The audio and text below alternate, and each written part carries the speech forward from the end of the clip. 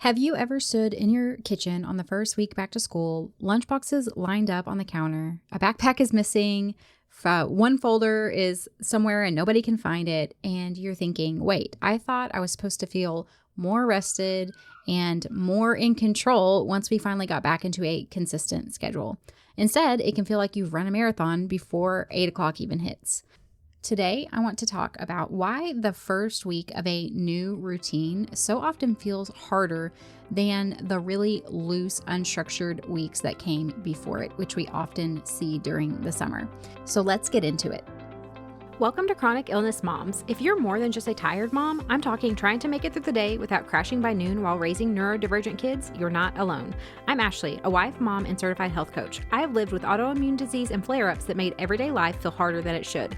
After years of pushing through and burning out, I learned how much stress, poor sleep, and nervous system overload were driving my symptoms. Everything changed when I started building small, realistic habits that actually supported my body instead of fighting it. In this podcast, you'll learn simple habits that help you to feel better. So pop in your earbuds and take a break from the chaos. It's you time.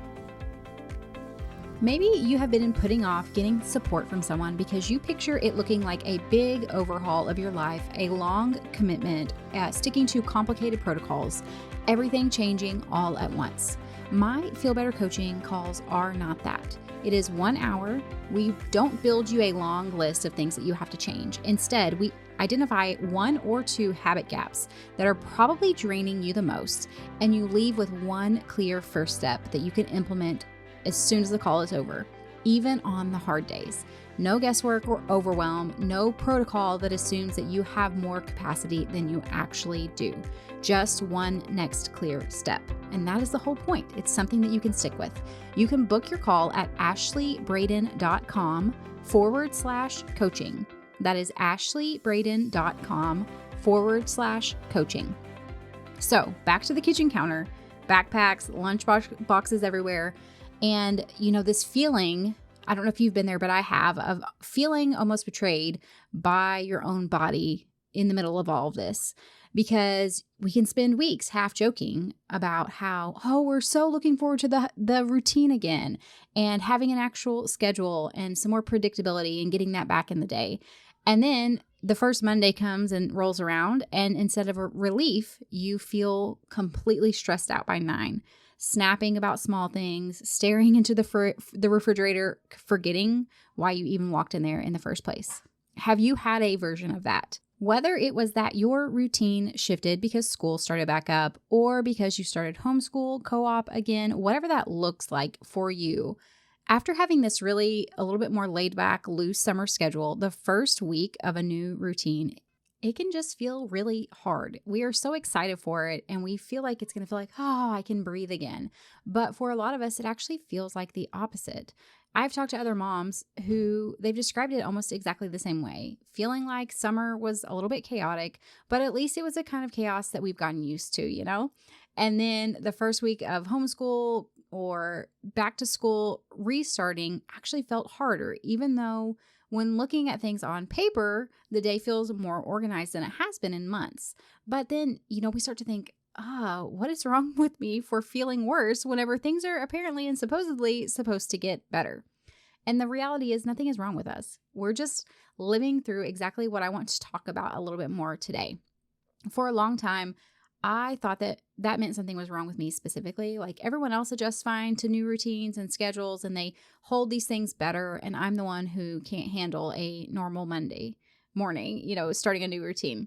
And I would scroll past moms posting like these cheerful first day of school photos, their coffee in hand, just looking like everything had gone perfectly. And of course, there's the whole aspect of social media being everyone's highlight reel and just me kind of stepping away from social media largely. I will periodically do things for business, but I don't do a lot of personal, just social media anymore for a lot of different reasons. But, when it makes us feel like everyone else is getting it all right and we're not, kind of like we talked about the summer trips and the summer fun, and sometimes we feel like, why can't I measure up? And that can create a lot of guilt and even a lot of shame for us.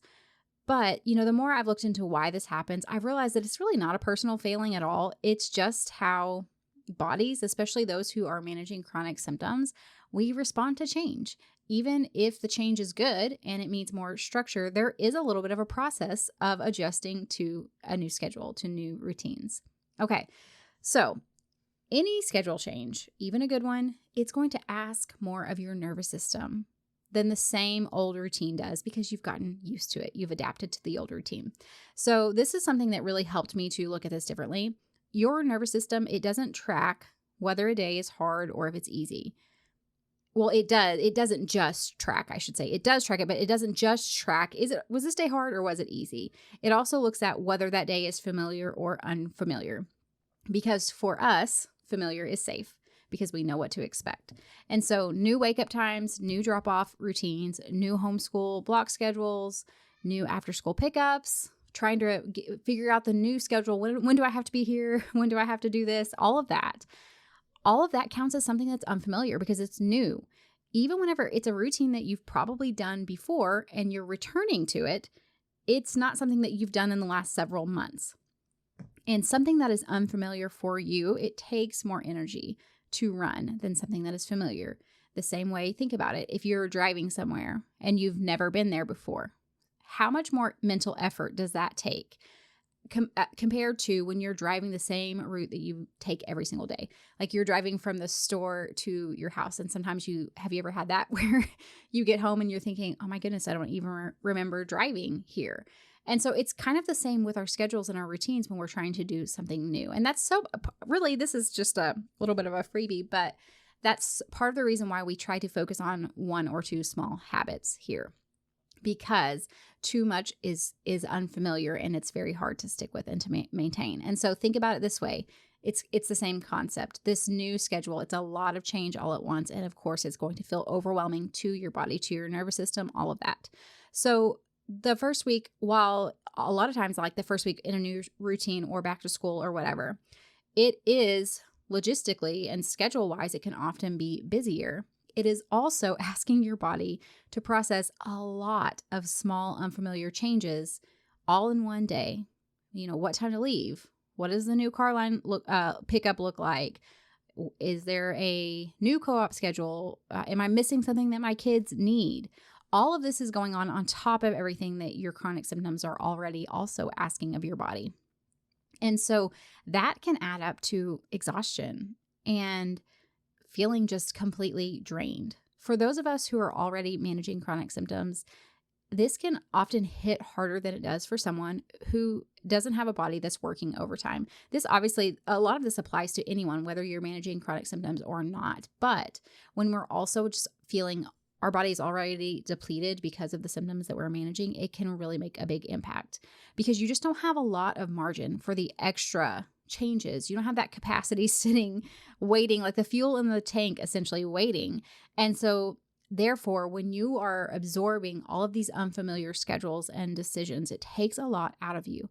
And every bit of processing that gets pulled from that very limited reserve or fuel in the tank that you have, that's really part of why that first week can feel really, really brutal compared to what it seems like everyone else around you. Like, why does it cost me so much more to create a new routine or a new schedule or to switch this or that? And we find ourselves asking ourselves that question to ourselves sometimes.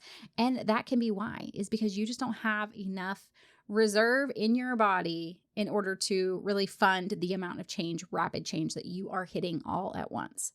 Okay, the second thing is also, if you are parenting a neurodivergent child or children, their adjustment, a lot of times they struggle with these changes, and that becomes part of what you are also carrying. So this, for a lot of kids, like I said, transitions themselves are really the hard part. More specific than change, but the transitions from one thing to another. So a new teacher, a new classroom, or shifting from one schedule to a new schedule, a shifted homeschool block. That can mean really they get overwhelmed because they don't know what to expect either. And this is the thing you need to keep in mind with your kids. And I feel like this helps us to really understand where they're coming from and have grace and support them as best as we can is because their bodies are going through the same thing that our bodies are.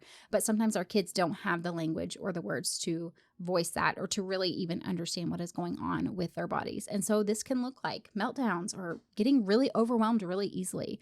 They might have a lot of questions, or they might need to be reassured or reminded of what's coming next or the schedule. This can be where a visual schedule can be very helpful too. We've used that before for some of my kids, and I have found that to be helpful too. But just sometimes they need you more closely to help them as they're getting used to the new schedule and adjusting. And so you are not just managing your own adjustment that's going on in your body, you're also helping them with theirs. And again, that means that the exhaustion that you feel or the overwhelm or just, like I said, feeling like, oh my goodness, like it feels like the week, you get to the end of the week and it feels like I've been run over by this week. That's basically how I feel. And so it's not only coming from your body readjusting, it's also coming from you working to be that steady point for your children as they are readjusting at the exact same time that your own capacity is lower than normal. And so it makes sense that you feel this way. It really, to me, it feels like we should expect this and we should offer ourselves extra support and care and our children in these seasons when we know a big change is coming. So remember, you have 2 or however many children you have, 2, 3, 4, however many nervous systems that are recalibrating and trying to figure things out all in the same week at the same time. And I think about the mornings of that first week, when we have a big change, and just knowing how my instinct, whenever I see kids struggling every single time, is to stay calm for them, to try to be steady, even while my own body is just screaming for 5 minutes. 5 minutes to myself. I need 5 minutes to regroup. And I know that it might not happen that week because nobody gets to put your child struggling with change and transition on a schedule. Nobody sees that as its own job, but really it is. It is its own job. And it's happening at the exact same moment that you often don't have that much to give. So you are not just adjusting to a new routine. Your body is often that steady place, and you are often that steady place for your kids while they adjust to all of these changes as well. And that is real work, even if nobody else sees that it is happening. I can tell you, I have been there, and it is real work, and it does take a lot out of you. Okay, so the exhaustion of the first week, again, it's also not a sign that the routine is wrong for you. It is just the cost of getting through the transition. So I want to be honest here because I think that this is where a lot of us can kind of spiral, and I have also done this in the past. When the first week feels really hard, it's easy to think, maybe I made the wrong choice. Maybe I built the wrong schedule. Maybe I'm doing this whole thing wrong. But feeling depleted during that adjustment period doesn't mean that what you did was wrong or that the decision was wrong. It means that you are just paying the cost of change, which is going to be higher in those first few weeks than it will be once everything becomes familiar and you're back into the routine. It's just like anytime I start anything new, any new job, any new skill, any new class, whatever it is, I have noticed, and this is what I can remind myself in these situations of, is that I will have feelings of panic or, oh my goodness, did I make the wrong decision? Or can I actually do this thing? Or whatever the doubt is, but doubts will come. I will be questioning. I will be thinking, I don't know if I did the right thing. And I always have to remind myself every single time you try something new, your brain is just protesting because it wants to keep you in the safe and the familiar. And this is okay. You're going to get through it. You've gotten through it every other time. And you're going to get through it this time. And you know what's so funny is as we do that, as we get used to and we teach and train our brain that we can do new things, we can take on new things, each time it gets easier and easier. So if you find yourself spiraling this week, feeling like questioning everything, have I made the wrong decision? Are we doing this wrong or that wrong? The kids are struggling. Everything feels like it's burning down around me. Just wait, take a deep breath and tell yourself, this is the cost of change, and I'm going to give myself 3-4 weeks to see how things go, and we'll reassess from there. But for right now, I understand that change is really uncomfortable, and I'm just going to lean into it, lean into the discomfort of it, and I'm going to keep going forward, even though it feels yuck. I don't like it right now, but I know that I can do this. And I know that once I'm on the other side of it, it's going to feel a lot better. Okay. So what I really want to say, really that encouragement here for you is that a hard first week does not mean that you've built the wrong routine or that you've picked the wrong thing for your child or whatever the thing is. It means that you're just paying the real cost of change and that cost is going to go down as the weeks continue to go on and you adjust and you get used to the new schedule. Okay, so here's what I want you to try during these times of transition. And again, this is something small on purpose because you don't need another big project to take on. Your body is already going through enough changes. You don't need that.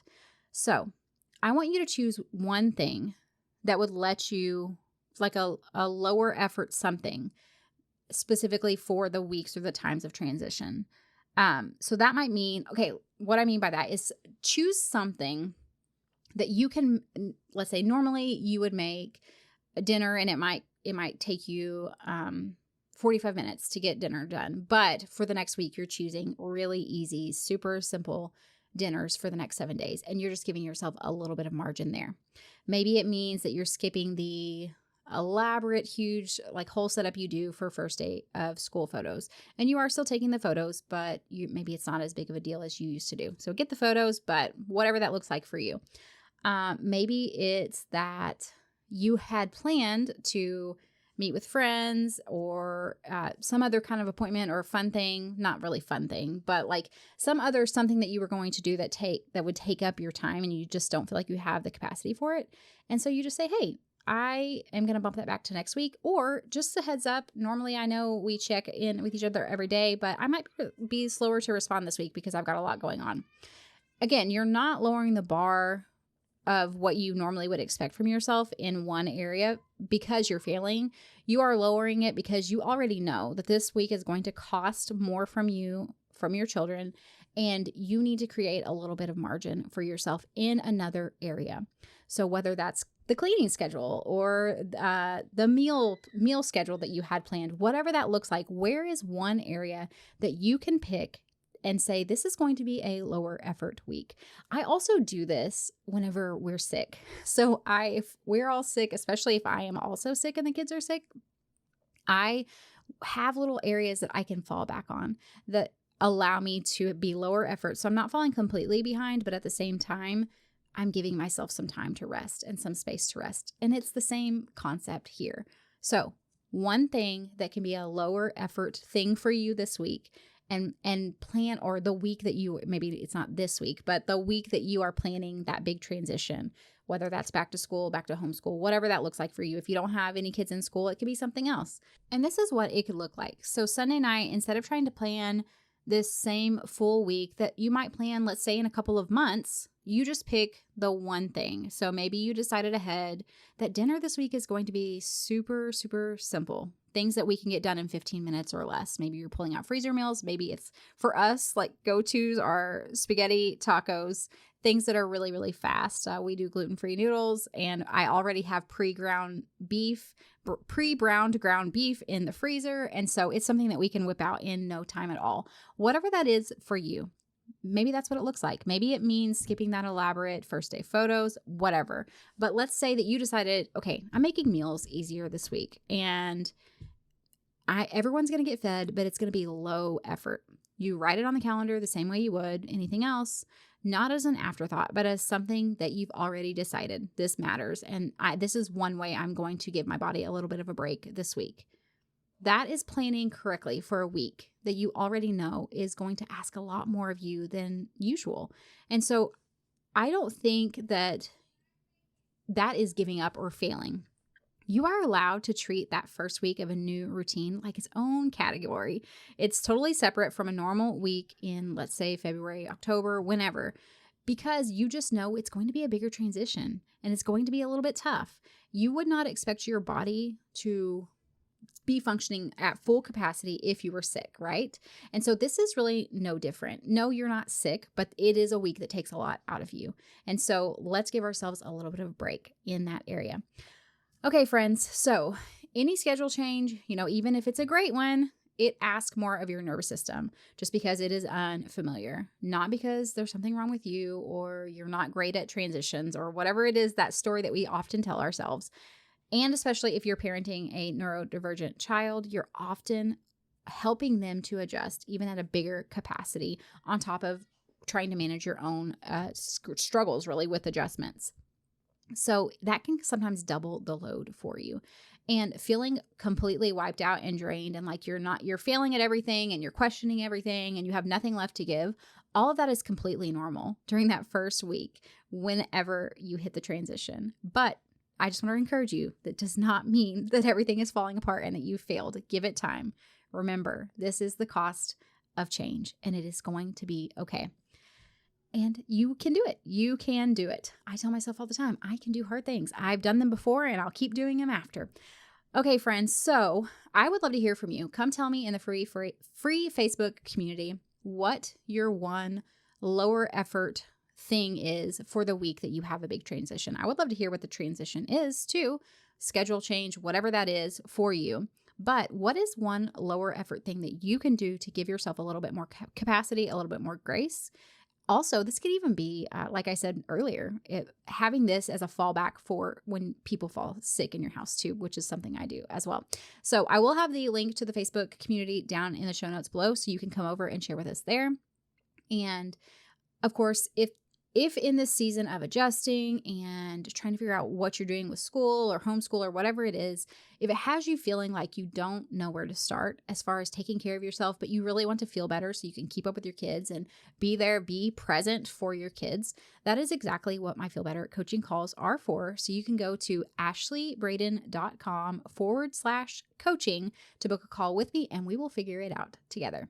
All right, next episode, I'm going to be sharing, or really staying kind of in the same season of talking about something that I hear a lot of other people say this time of year in the back to school phase and season, which is, well, now you finally are going to get a break. I want to push back a little bit on that and then tell you what I think is actually true instead. So I will see you back on Thursday. Hey friend, I hope you found today's episode helpful. If you did, would you take a minute to share it with another mom who's struggling with chronic symptoms? And leave a review on Apple Podcasts. It means the world to me to know this podcast is making a difference for you. All right, it's time for me to go tackle those snack requests, and remember that a short walk, even if the kids turn it into a race, still counts as self-care. Keep chasing those little wins. Even when it feels messy, you're making progress. The information shared in this podcast is for educational and informational purposes only and is not a substitute for professional medical advice, diagnosis, or treatment. Always consult your healthcare provider before making any changes to your health routine. I'm not a doctor, and this podcast is not intended to treat or diagnose any condition. You're the expert on your body. Listen to it and reach out to a trusted provider for support.